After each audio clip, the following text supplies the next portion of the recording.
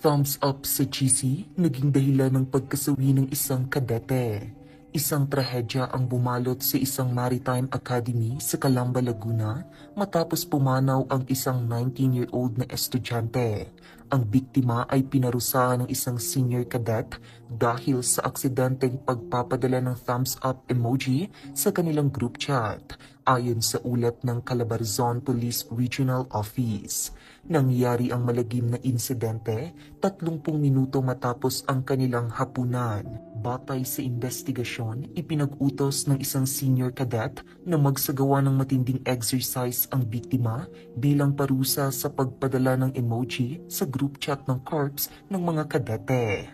Hindi inaasahan ng estudyante na ang simpleng aksyon na iyon ay magiging sanhi ng kanyang trahedya. Apparently, hindi nagustuhan ng senior class o ng third year cadet yung